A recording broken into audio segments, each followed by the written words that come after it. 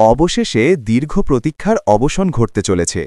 পশ্চিমবঙ্গ প্রাথমিক শিক্ষা পর্ষদ ডাব্লুবিবিপিই ২০১২ সালের প্রাইমারি টেট উত্তীর্ণদের সার্টিফিকেট দেওয়ার সিদ্ধান্ত নিয়েছে। তবে এই সার্টিফিকেট বিতরণের আগে পর্ষদ আইনি পরামর্শ নেবে বলে জানানো হয়েছে। এই ঘোষণার ফলে সেই সমস্ত কর্মরত শিক্ষকরা স্বস্তির নিঃশ্বাস ফেলেছেন, যারা সুপ্রিম কোর্টের নির্দেশের পর নিজেদের চাকরি নিয়ে দুশ্চিন্তায় ছিলেন।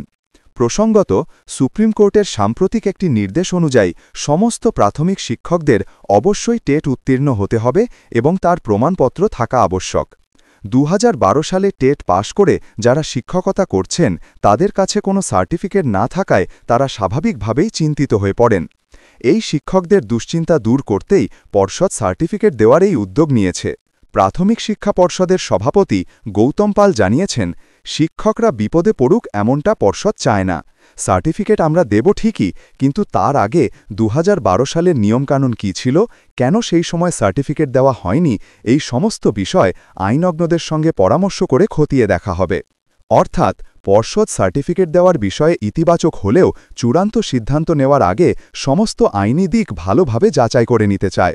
এই প্রক্রিয়া সম্পন্ন হলে পর্ষদের পক্ষ থেকে বিজ্ঞপ্তি জারি করে জানিয়ে দেওয়া হবে কবে, কোথায় এবং কিভাবে এই সার্টিফিকেট বিতরণ করা হবে।